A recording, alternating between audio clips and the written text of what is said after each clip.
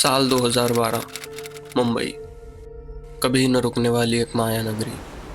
ये शहर सिर्फ सपनों का ही नहीं बल्कि उन शहरों का भी है जो दौलत और ताकत के मुखौटे पहन कर जीते हैं और कई बार वही मुखौटे खून से रंग जाते हैं। यहाँ सपनों के पीछे दौड़ते लोग हर दिन नई कहानियाँ लिखते हैं और इन्हीं कहानियों के बीच कई सच्चाइयाँ हमेशा के लिए दफन हो जाती है।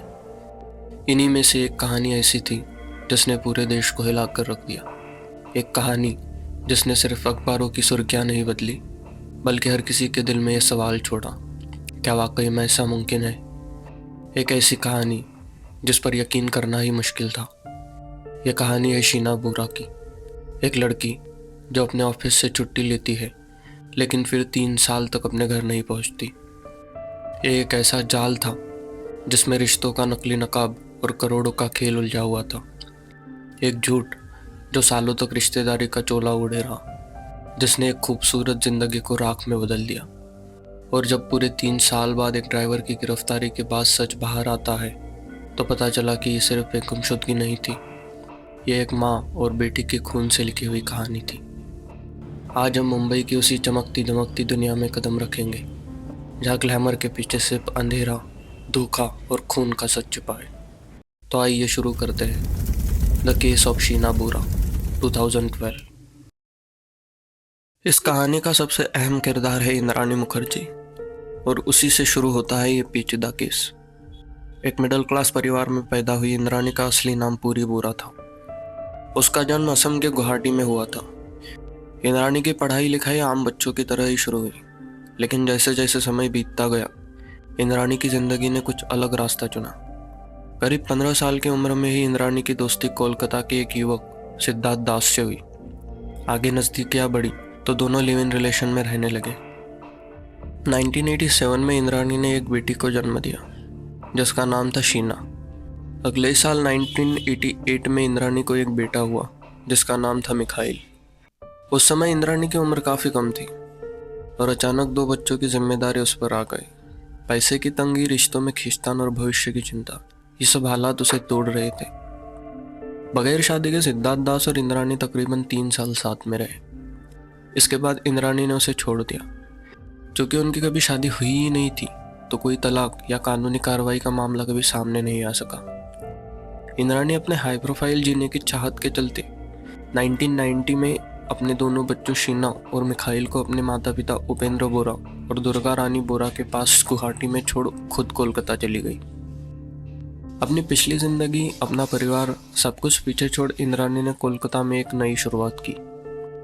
आगे की पढ़ाई के लिए उसने कंप्यूटर कोर्स किया और कोलकाता में ही एक लेडीज पीजी में रहने लगी। समय बीता, धीरे धीरे इंद्राणी का सोशल सर्कल बढ़ा और उसी दौरान उसकी मुलाकात हुई संजय खन्ना से, जिन्हें आगे चलकर लोग संजीव खन्ना के नाम से भी जानते हैं। संजीव खन्ना कोलकाता के एक बिजनेस फैमिली से थे। सोशल सर्कल में एक्टिव, अच्छे पैसे वाले और उस समय एक सिंगल युवक। कोलकाता में दोनों की मुलाकात हुई, नज़दीकियाँ बढ़ी और 1993 में दोनों ने शादी कर ली। ये रिश्ता इंद्राणी के लिए सिर्फ घर बसाने का जरिया नहीं बल्कि एक तरह से अपने टूटे अतीत पर नया मुखौटा चढ़ाने का तरीका भी था। 1997 के आसपास इस शादी से इंद्राणी की एक बेटी हुई जिसका नाम था विधि। लेकिन संजीव के साथ भी इंद्राणी का रिश्ता ज़्यादा दिनों तक नहीं चल सका। धीरे धीरे इस रिश्ते में दरारें आई। इसकी कोई ठोस वजह साफ नहीं बताई गई, लेकिन माना जाता है कि इंद्राणी की एम्बिशियस और सोशल स्टेटस की चाहत इस शादी से पूरी नहीं हो रही थी और इसी चाहत के चलते 2002 आते आते इंद्राणी ने संजीव से तलाक ले लिया और उसी साल अपनी बेटी विधि के साथ इंद्राणी ने कोलकाता छोड़ दिया और वो मुंबई आ गई। उसने मुंबई में शुरुआत छोटे छोटे कामों से की। यहाँ का माहौल उसके लिए नया था, लेकिन उसके पास लोगों से जुड़ने का एक खास हुनर था। वो जानती थी कि बड़े शहर में आगे बढ़ने के लिए सिर्फ मेहनत नहीं बल्कि सही लोगों तक पहुंच होना ज़रूरी है। मुंबई आकर उसने एचआर और प्लेसमेंट कंसल्टेंसी का काम शुरू किया। इस बहाने उसे टीवी और मीडिया इंडस्ट्री के बड़े नामों तक पहुंचने का मौका मिला। धीरे धीरे उसके कॉन्टैक्ट्स बढ़ने लगे और यहाँ उसकी मुलाकात हुई पीटर मुखर्जी से। पीटर उस वक्त इंडियन टेलीविज़न की दुनिया का सबसे बड़ा नाम था। वो स्टार इंडिया के सीईओ रह चुके थे और मीडिया सर्कल में बेहद ताकतवर शख्सियत माने जाते थे। इंद्राणी और पीटर की मुलाकात काम के बहाने शुरू हुई, लेकिन धीरे धीरे ये मुलाकात नज़दीकियों में बदल गई। पीटर की सक्सेसफुल और हाई प्रोफाइल पर्सनैलिटी इंद्राणी को उसकी ओर खींच रही थी, जबकि पीटर भी कहीं ना कहीं इंद्राणी की ओर अट्रैक्ट होने लगा था। यही नज़दीकियाँ जल्द ही रिश्ते में बदल गई और 2002 में दोनों ने शादी कर ली। शादी के बाद इंद्राणी का सोशल स्टेटस एकदम से बदल गया। अब वो कोलकाता से आई सिर्फ एक साधारण लड़की नहीं थी, बल्कि टीवी इंडस्ट्री के सबसे बड़े नामों में से एक की पत्नी बन गई थी। हाई प्रोफाइल पार्टियाँ, मीटिंग्स, बिजनेस डील्स के साथ ही वो मुंबई के पेस्ट्री कल्चर का हिस्सा बन चुकी थी। इसी दौरान 2007 में इंद्राणी और पीटर ने मिलकर आईएनएक्स मीडिया की नींव रखी। ये एक बड़ा प्रोजेक्ट था जिसमें एंटरटेनमेंट चैनल्स, न्यूज़ चैनल्स और ग्लोबल लेवल पर काम करने का प्लान शामिल था। इंद्राणी इस कंपनी की सीईओ बनी और बड़े कॉरपोरेट मीटिंग्स में उसकी एंट्री होने लगी। अचानक से वो देश की टॉप मीडिया एग्जीक्यूटिव में गिनी जाने लगी। इसी बीच शीना और मिखाइल गुवाहाटी में बड़े हो रहे थे। वहाँ उनकी शुरुआती पढ़ाई होती रही और वो अपने नाना नानी के साए में पले बढ़े। स्कूलिंग खत्म होने के बाद शीना ने अपनी आगे की पढ़ाई के लिए बड़े शहर का रुख किया। 2006 के आसपास शीना ने मुंबई आकर अपनी पढ़ाई जारी रखी। पढ़ाई पूरी करने के बाद शीना मुंबई में ही जॉब ढूंढ रही थी। उसे जल्दी मुंबई मेट्रो 1 में असिस्टेंट मैनेजर की नौकरी मिल गई। 24 साल की उम्र में इतनी बड़ी कंपनी में काम करना उसके लिए एक बड़ी बात थी। बाहर से देखे तो सब नॉर्मल लग रहा था, एक एम्बिशियस लड़की, अच्छी कॉर्पोरेट जॉब और मुंबई की बिजी लाइफ। मिखाइल ज़्यादातर गुवाहाटी में ही रहा, लेकिन कभी कभी मुंबई आता जाता रहा। उसकी अपनी माँ से रिश्ते तनावपूर्ण थे, लेकिन बहन से उसका नाता काफ़ी गहरा था। मुंबई आने के बाद शीना और इंद्राणी का फिर से कांटेक्ट हुआ, लेकिन इंद्राणी की शोहरत भरी दुनिया के पीछे उसका अतीत उसकी सबसे बड़ी कमजोरी था। उसकी नज़र में अगर ये सच दुनिया के सामने आता कि वो पहले से बगैर शादी किए ही 2 बच्चों की माँ है, तो उसकी बनाई हुई हाई प्रोफाइल पहचान पर बुरा असर पड़ सकता था। इसी डर में उसने पीटर को और फिर पूरी दुनिया को ये बताया कि शीना उसकी छोटी बहन है।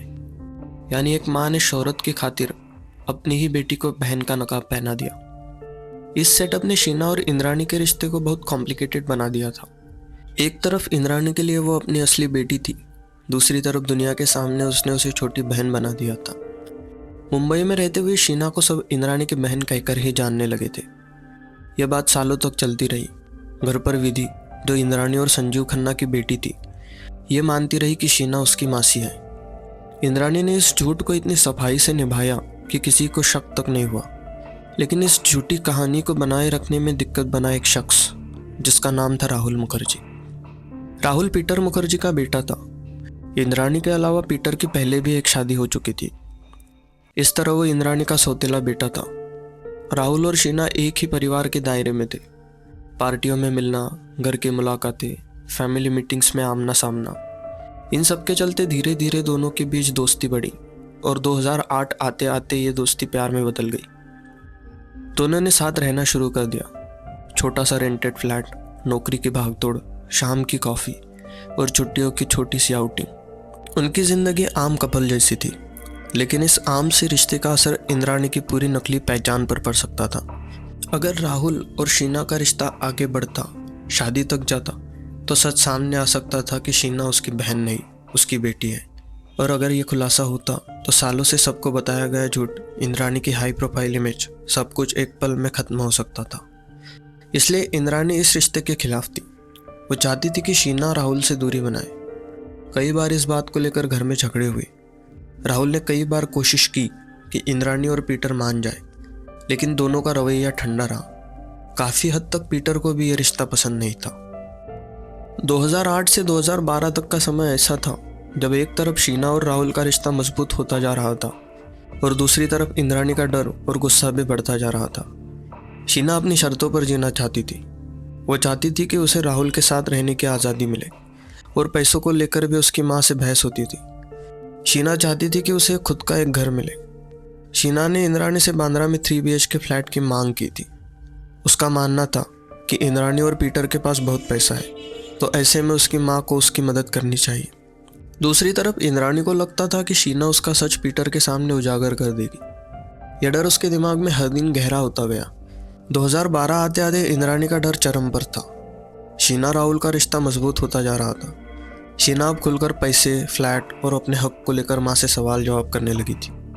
कई बार कहा जाता है कि शीना ने माँ को धमकी भी दी थी कि अगर उसके साथ न्याय नहीं हुआ और उसे उसका हक नहीं मिला तो वो पीटर मुखर्जी को सच बता देगी कि इंद्राणी उसकी बहन नहीं बल्कि माँ है। ये वो बात थी जिसने इंद्राणी को बेचैन कर दिया था। इसी खींचतान के बीच वो दिन आया, 24 अप्रैल 2012। इंद्राणी ने शीना को कॉल किया। उसने कहा हम दोनों को बैठकर बात करनी चाहिए। शीना को उम्मीद थी कि शायद उसकी माँ अब नरम पड़ेगी, शायद पैसे और फ्लैट की डिमांड पर कुछ हल निकलेगा। और सबसे बड़ी बात, राहुल और उसके रिश्ते को लेकर। शीना चाहती थी कि आखिरकार उसकी माँ और पीटर इस रिश्ते को अपना ले। अपनी माँ से मुलाकात के चलते शीना ने उस दिन ऑफिस से छुट्टी ली।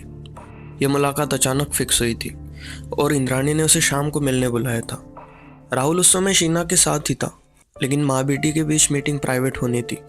इसलिए शीना ने राहुल को कहा कि वो उसे बांद्रा नेशनल कॉलेज पर छोड़ दे और फिर वो इंद्राणी से मिलेगी।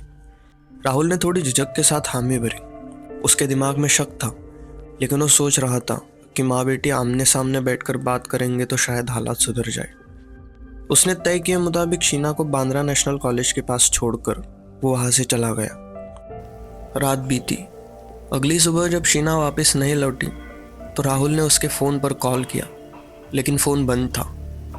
कुछ ही देर में उसे शीना के फ़ोन से एक मैसेज आया जिसमें लिखा था कि अब वो इस रिश्ते को आगे नहीं बढ़ाना चाहती और उन दोनों के बीच जो कुछ था वो सब खत्म हो चुका है। लेकिन राहुल ने तुरंत पहचान लिया कि यह मैसेज शीना की लिखावट नहीं है। वो जानता था कि यह शीना का स्टाइल नहीं था और वो इस तरह से कभी बात नहीं कर सकती। उसके बाद राहुल ने कई बार शीना को कॉल किया, मैसेज भेजे, लेकिन जवाब नहीं आया। धीरे धीरे उसका शक गहराने लगा कि कुछ बहुत गलत हुआ है। शीना की ओर से जब कोई जवाब नहीं आया तो राहुल सबसे पहले इंद्राणी के पास गया, क्योंकि उसने शीना को मिलने बुलाया था। उसने इंद्राणी से शीना के बारे में पूछा तो उसने साफ साफ कहा, शीना ठीक है, लेकिन वो अब तुम्हारे साथ नहीं रहना चाहती। उसने आगे बढ़ने का फैसला कर लिया है और आगे की पढ़ाई के लिए वो अमेरिका चली गई है। राहुल को लगा कि कुछ तो गलत है, क्योंकि उसे पता था कि शीना अचानक से ऐसा फैसला नहीं ले सकती। राहुल सीधे पुलिस के पास पहुंचा। उसने कहा कि उसकी गर्लफ्रेंड गायब हो गई है और उसे कुछ ठीक नहीं लग रहा। लेकिन पुलिस का रवैया बेहद लापरवाह था। उनका कहना था कि वो बालिग है, 24 साल की है, अपनी मर्जी से कहीं भी आ जा सकती है, इसमें हम कुछ नहीं कर सकते। राहुल ने कहा कि अगर वो विदेश चली गई है जैसा कि इंद्राणी कह रही है तो उसका पासपोर्ट चेक कीजिए, क्योंकि शीना का पासपोर्ट राहुल के पास ही पड़ा था। लेकिन जब ये सवाल इंद्राणी के पास पहुंचा तो ये सुनकर उसने बताया कि शीना ने नया पासपोर्ट बनवा लिया है। पुलिस ने यह बात बिना जांच किए ही मान ली। न किसी इमिग्रेशन रिकॉर्ड को देखा गया, न ही नया पासपोर्ट वेरीफाई हुआ। राहुल को यकीन था कि शीना कहीं गई ही नहीं है। उसने हर जगह कोशिश की, शीना के दोस्तों से पूछा, उसके ऑफिस के कलीग्स से जानकारी जुटाई, यहाँ तक कि कई लोगों को ईमेल लिखे, मैसेजेस किए, लेकिन कोई जवाब नहीं आया। इसी दौरान इंद्राणी सबको यही बताती रही कि शीना विदेश चली गई है। घर के स्टाफ से लेकर जान पहचान वाले सभी को यही कहानी सुनाई जाती। पूरे 3 साल तक ये चलता रहा। राहुल बार बार पुलिस के पास जाता, सबूत दिखाने की कोशिश करता, कहता कि पासपोर्ट घर पर है तो शीना बाहर कैसे जा सकती है। लेकिन पुलिस बिना जांच किए ही हर बार यही कहकर उसे टाल देती कि तुम्हारी गर्लफ्रेंड बाहर पढ़ाई करने गई है, इसमें चिंता की कोई बात नहीं। इधर इंद्राणी और पीटर अपनी हाई प्रोफाइल लाइफस्टाइल में बिजी हो गए। मीडिया इंडस्ट्री की पार्टियां, बिजनेस मीटिंग्स और घर की जमा। 2015 तक दुनिया यही मानती रही कि शीना बोरा कहीं विदेश में है। इंद्राणी और पीटर बार बार यही कहानी सुनाते रहे। सिर्फ राहुल था जो लगातार कहता रहा कि शीना कहीं गई ही नहीं है, उसके साथ कुछ गलत हुआ है। लेकिन उसकी बात को सुनने वाला कोई नहीं था। पुलिस ने कभी इस मामले को तवज्जो ही नहीं दी और यह मामला धीरे धीरे सबकी नज़रों से गायब होता हुआ दिख रहा था। लेकिन किस्मत को शायद ये मंजूर नहीं था और अचानक एक दिन खुद ब खुद ये केस सबकी नज़रों में आ गया।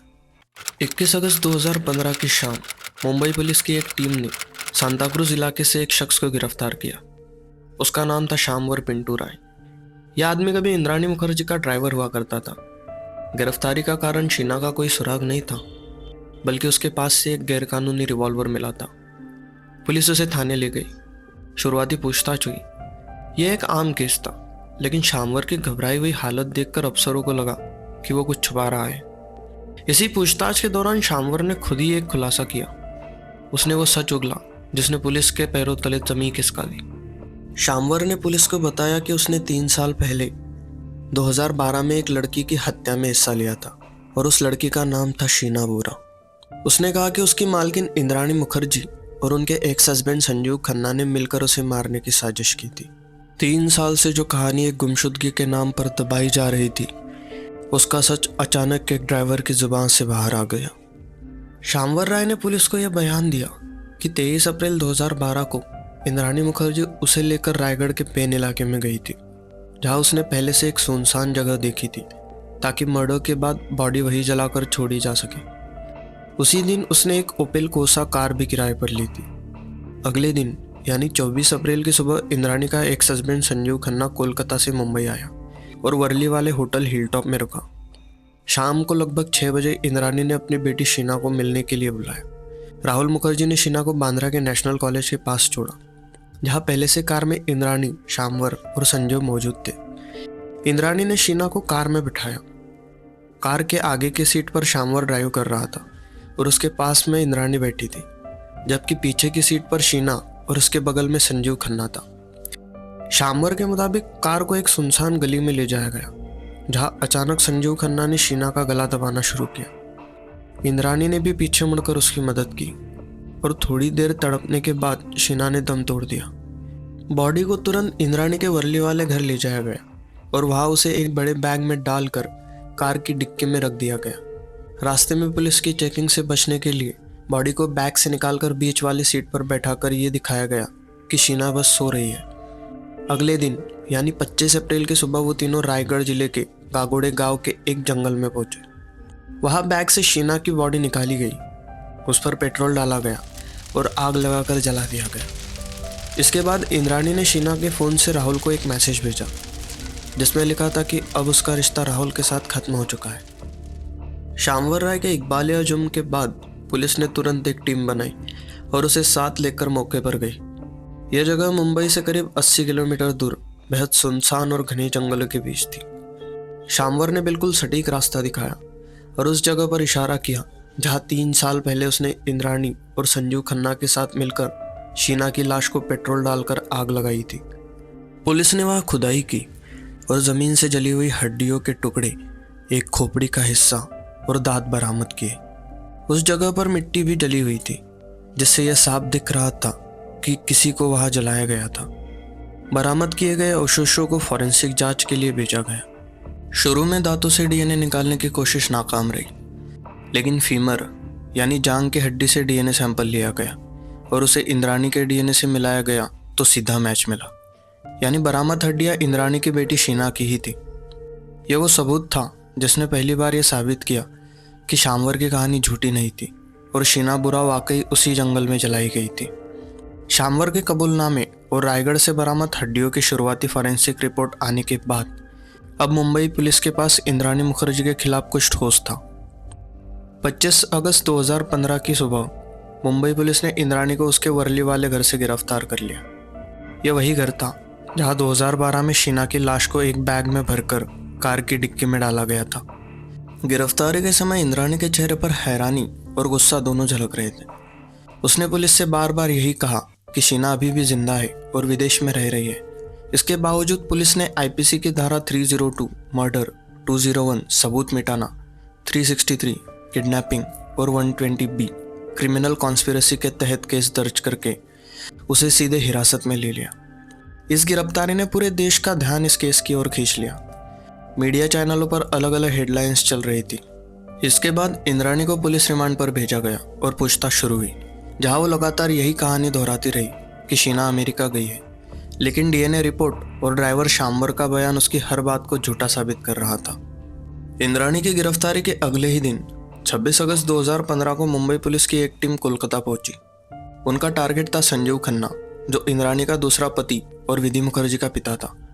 पुलिस के पास शामवर राय का बयान था, जिसमें साफ कहा गया था कि हत्या के वक्त कार में इंद्राणी के साथ संजीव भी मौजूद था और वही शीना का गला दबा रहा था। कोलकाता के अलीपुर इलाके में पुलिस ने संजीव को उसके दोस्त के घर से गिरफ्तार किया।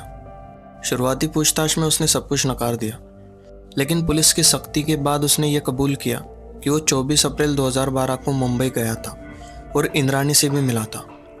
उसने ये भी माना कि इंद्राणी ने उसे बच्चों से मिलने के बहाने बुलाया था, जबकि असल में प्लान कुछ और ही था। पुलिस ने उसे ट्रांजिट रिमांड पर लेकर मुंबई लाया और इंद्राणी के साथ आमने सामने बैठाकर पूछताछ शुरू की। संजीव पर भी इंद्राणी जैसे ही आरोप लगे। सेक्शन 302 मर्डर, 201 सबूत मिटाना, 363 किडनैपिंग और 120B क्रिमिनल कॉन्स्पिरेसी। इस गिरफ्तारी के साथ ये साफ हो गया कि केस अब सिर्फ इंद्राणी तक लिमिटेड नहीं है, बल्कि इसमें उसका एक्स हस्बैंड भी शामिल था। इंद्राणी और संजीव खन्ना की गिरफ्तारी के बाद पूरा मीडिया असम के इंद्राणी के मायके और गुवाहाटी वाले घर के बाहर जुट गया। वही 27 अगस्त 2015 को पहली बार सामने आया मिखाइल बोरा, शीना का छोटा भाई। अब तक दुनिया यही मानती रही कि शीना और मिखाइल इंद्राणी के भाई बहन हैं, क्योंकि यही कहानी इंद्राणी ने सबको बताई थी। लेकिन मीडिया के सामने आकर मिखाइल ने वो सच बोला जिसने इस केस को पूरी तरह पलट दिया। उसने ये साफ कहा कि इंद्राणी उसकी और शीना की माँ है, न कि बहन। इस एक बयान ने इंद्राणी का सालों पुराना झूठ पूरी तरह बेनकाब कर दिया। मिखाइल ने आगे ये भी दावा किया कि 2012 की उस रात इंद्राणी ने उसे भी मारने की कोशिश की थी।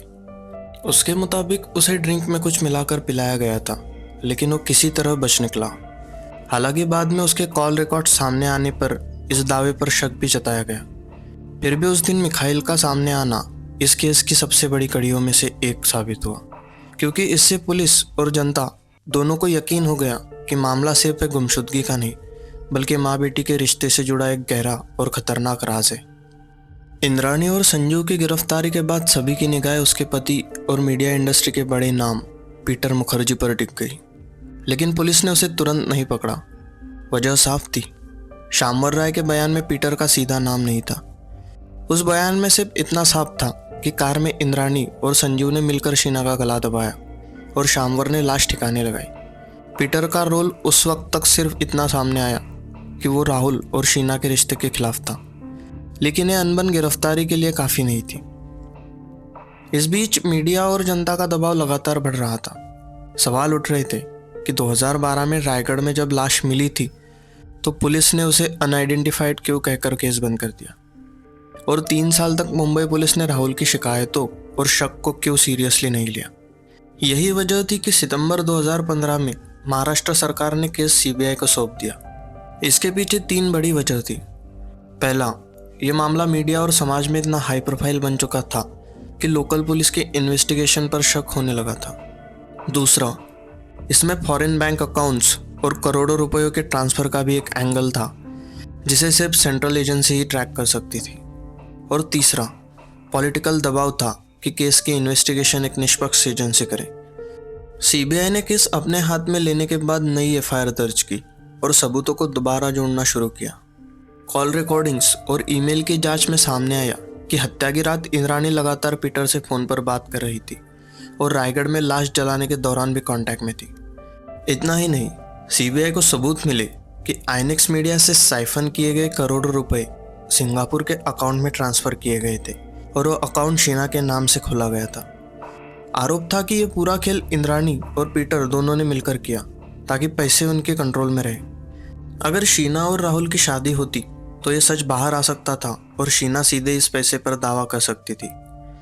इन सबूतों और इन्वेस्टिगेशन के आधार पर 19 नवंबर 2015 को सीबीआई ने पीटर मुखर्जी को कानूनी तौर पर गिरफ्तार कर लिया। उस पर हत्या की साजिश में शामिल होने, सबूत छुपाने और करोड़ों रुपए के गलत ट्रांसफर का आरोप लगाया गया। पीटर की गिरफ्तारी ने केस को एक नए पड़ाव पर पहुंचा दिया, क्योंकि अब यह सिर्फ एक माँ बेटी का मामला नहीं रह गया था, बल्कि इसमें कॉरपोरेट फ्रॉड, करोड़ों का खेल और एक हाई प्रोफाइल पावर सर्कल की अंदरूनी चालें भी उजागर हो रही थी। मीडिया ने इसे हाई सोसाइटी स्कैंडल कहना शुरू कर दिया, एक ऐसी कहानी जिसमें प्यार, झूठ, खून और पैसा सब कुछ शामिल था। पीटर मुखर्जी की गिरफ्तारी के बाद केस और मजबूत होता चला गया। नवंबर 2015 में ही सीबीआई ने पहली चार्जशीट दाखिल की थी, जिसमें इंद्राणी मुखर्जी, संजीव खन्ना और शामवर राय को प्राइम अक्यूज्ड बताया गया। इसमें साफ लिखा था कि 24 अप्रैल 2012 की शाम को इंद्राणी ने अपनी बेटी शीना बोरा को एक मीटिंग के बहाने बुलाया, कार में बैठाया और फिर संजीव खन्ना की मदद से उसका गला दबाकर हत्या कर दी। इसके बाद लाश रायगढ़ के कागोड़े गांव के जंगल में ले जाकर जलाई गई। इसी चार्जशीट में पहली बार मर्डर मोटिव भी साफ किया गया। सीबीआई के मुताबिक इंद्राणी को डर था कि अगर शीना और राहुल की शादी हो गई तो उसका असली सच यानी माँ बेटी का रिश्ता सबके सामने आ जाएगा और साथ ही वो करोड़ों रुपए और प्रॉपर्टी भी खो सकती है जिस पर उसने अपनी बेटी विधि को हक दिलाने का सपना देखा था। इसके बाद 16 फरवरी 2016 को सीबीआई ने दूसरी चार्जशीट दाखिल की जिसमें पीटर मुखर्जी को भी आरोपी बनाया गया। आरोप था कि पीटर को इस पूरे प्लान की जानकारी थी और उसने सिर्फ इंद्राणी को सपोर्ट ही नहीं किया बल्कि हत्या के बाद सबूत मिटाने और राहुल को गुमराह करने में भी उसकी मदद की। इसी चार्जशीट में यह भी बताया गया कि हत्या की रात इंद्राणी लगातार पीटर से कांटेक्ट में थी और उसने उसे लाश जलाने तक की सारी जानकारी दी थी। अक्टूबर 2016 में तीसरी सप्लीमेंट्री चार्जशीट दाखिल हुई जिसमें और डिटेल्स जोड़ी गई, जैसे कि इंद्राणी ने हत्या के बाद भी शीना का ईमेल अकाउंट एक्टिव दिखाने की कोशिश की ताकि लगे कि वो विदेश में जिंदा है। चार्जशीट में एक और इम्पोर्टेंट पॉइंट था, इंद्राणी ने अपनी दूसरी बेटी विधि को अपनी सारी जायदाद का वारिस बनाने का प्लान बनाया था और उसे डर था कि अगर शीना और राहुल का रिश्ता आगे बढ़ता तो यह राज सबके सामने आ जाएगा और विधि की हिस्सेदारी पर असर पड़ेगा। तीसरी चार्जशीट ने अदालत के सामने ये तस्वीर साफ करने की कोशिश की कि हत्या सिर्फ अचानक लिया गया फैसला नहीं बल्कि ये लंबे समय से रची गई साजिश थी जिसमें इंद्राणी, संजीव और पीटर तीनों शामिल थे। 17 जनवरी 2017 को स्पेशल सीबीआई कोर्ट ने इंद्राणी मुखर्जी और संजीव खन्ना पर ऑफिशियल चार्जेस लगाए। उस दिन से कोर्ट में गवाहों के बयान रिकॉर्ड होने लगे और तभी से इस केस का असली ट्रायल शुरू हुआ। उस समय स्पेशल जज जेपी दरेकर की अगुवाई में इस केस की सुनवाई शुरू हुई। कोर्टरूम की हर सुनवाई मीडिया की हेडलाइन बनती थी क्योंकि हर गवाह के बयान से इस केस की नई परतें खुल रही थी।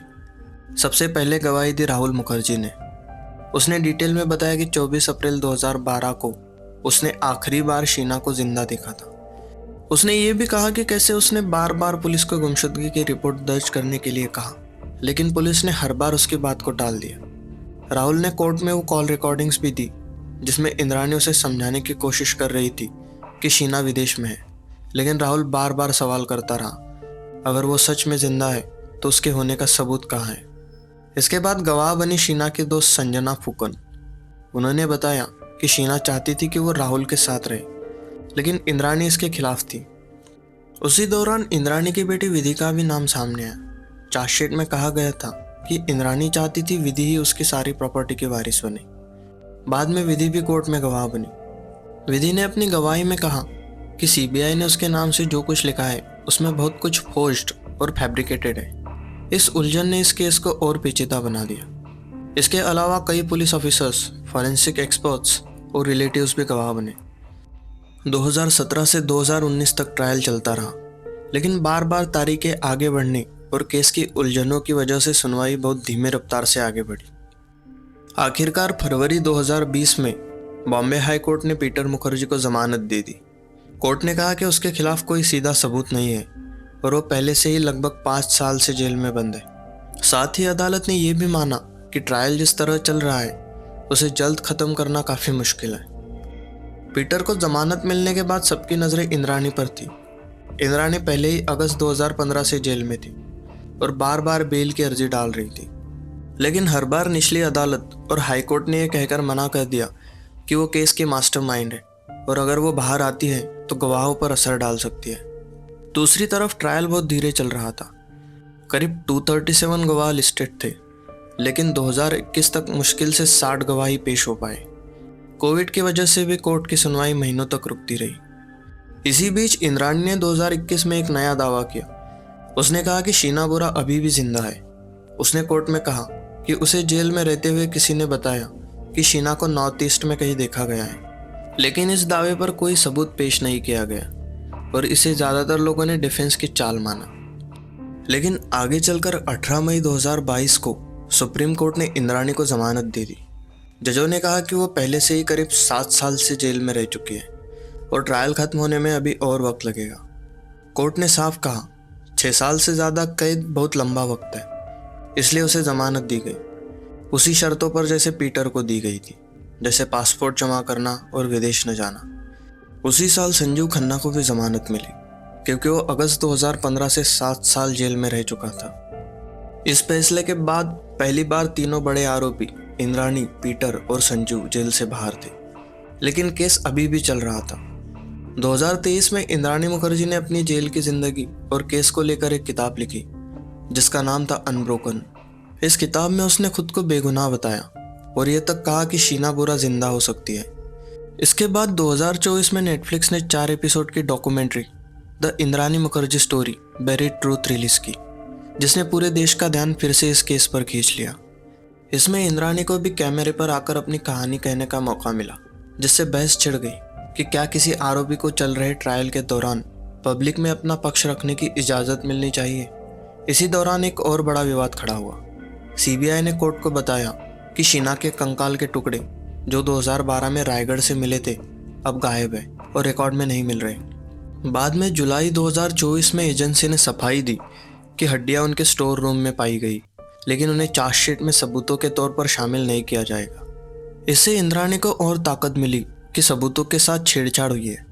इसी बीच गवाहों की गवाही जारी रही और 2024 के आखिर तक करीब 96 गवाह पेश हो चुके थे। मुकदमे की धीमी रफ्तार पर सवाल उठने लगे, जिसके बाद मार्च 2025 को बॉम्बे हाई कोर्ट ने ऑर्डर दिया कि अब केस की सुनवाई रोजाना होगी ताकि जल्द से जल्द इसे पूरा किया जा सके। 2025 में भी मीडिया और जनता की दिलचस्पी बनी रही, क्योंकि राहुल मुखर्जी की दोस्त संजना फुकन और इंद्राणी की बेटी विधि जैसे गवाहों ने कोर्ट में बयान दिए, जिनसे कई मुश्किलें और नए सवाल खड़े हुए। इस समय तक सभी अक्यूज्ड इंद्राणी, पीटर और संजू बेल पर बाहर थे।